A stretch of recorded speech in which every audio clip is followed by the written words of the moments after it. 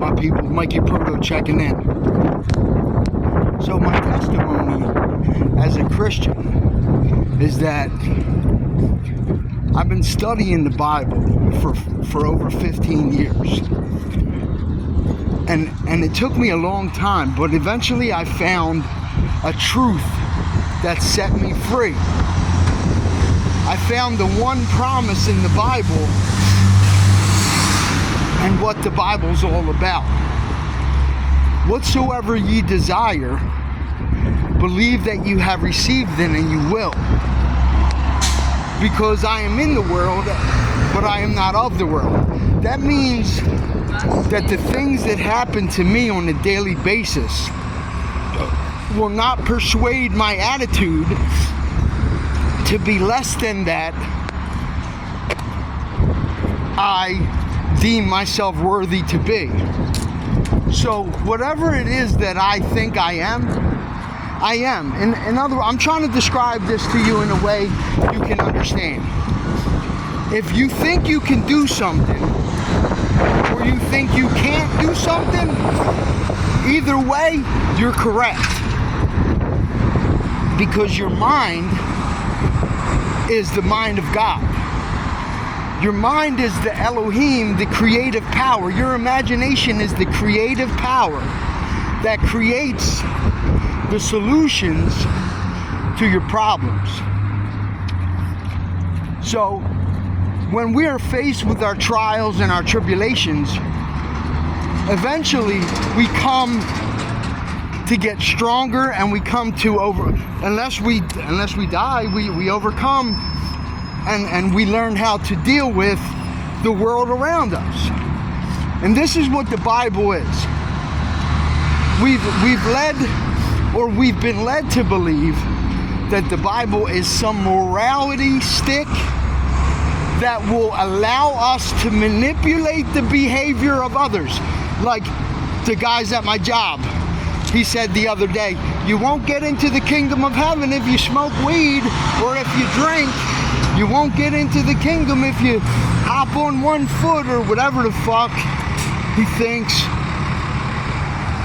As if heaven is someplace outside somewhere up in the sky. And in order for us to get there, we have to do an obstacle course. And when we finish the obstacle course, we have to dress in a tuxedo and go to church and smile. We've been led to believe that this book will dictate our behavior, but it's not. The Bible is an active parable, not just a parable, but something that lives in each of us. When God said he destroyed Sodom and Gomorrah, he described the people as being only and always full of evil. That's how he describes them. That's not people 2,000 years ago and now you're all good and God loves you because you go to church and you smile. And you go to work and tell people, this isn't my job, that ain't my job, I'm not doing this, I'm not doing that, I'm too important. I want to sit here and play with my phone. I don't need to work for my money. How dare an employer want me to come to work and actually do some work? How dare him? I'm a piece of shit and I want to come to work and do nothing while everyone else does the work. Well, that's not the spirit of a servant. That's not the spirit of Jesus. That's the spirit of the deceiver. That's the spirit of the evil one. The one who wants to not show love to his fellow man. Because everything is governed by love. God is love. And this is how we know if our behavior is justifiable. Is it led by love? So when I go to work today and these lazy fucks sit around all day and watch me do everything,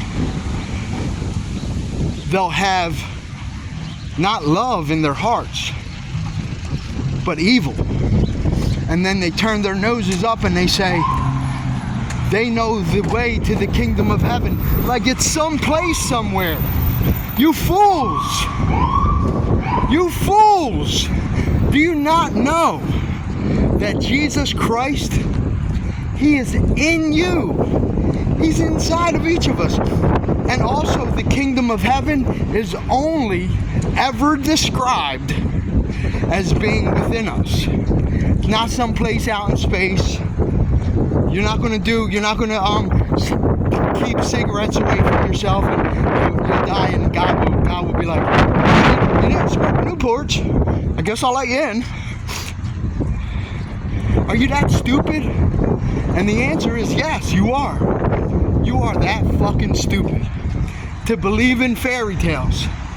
You picked up the Bible and you opened it and you read it like it was some fucking fairy tale that happened long, long time ago in a land far, far away. Just like a fucking fairy tale would. So,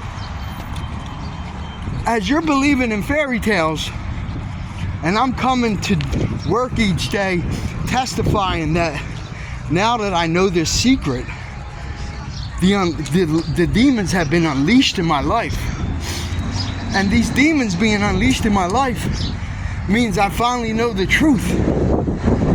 Each demon, each part of my life that has been ugly so far since I've known this secret, I have been able to cast it out with my faith. And I admit, lately, I've been allowing others to affect how I feel. And that, my friends, is where I'm going wrong. Because feeling is the secret to the promise. Whatsoever ye desire, believe that you have received it, and you will. So if I can feel literally as though I've received whatever it is I desire, I will receive it. And that is why the world seems to be so against me, because I know the real truth of the Bible, not this fairy tale bullshit they teach at The Rock, and they preach to weirdos that believe in fairy tales, because as an American, they were brought up watching Walt Disney fairy tales that happened long, long time ago in a land far, far away. You will all come to know the truth that will set you free. That God's name is I Am in Exodus chapter 3 and verse 14. The only conversation in the Bible where someone actually says, hey, dude, what's your fucking name, God? The only time in the Bible. And these preachers are out here saying his name is Yahweh, his name is two dicks, his name is fuck you, his name is whatever word you say, you're delusional. Because the only conversation in the Bible where someone said, hey God, what's your fucking name? God said, hi, my name is what? My name is what? He said, hi, you tell them, I am, have sent me unto you. I am that I am. And it's not until you read those words in the first person, singular form of the verb, and then you can go to the Israelites like I'm going to work now, and I tell them, I am the truth. I am the truth. You are lies, and the father of lies. Fools, they will know.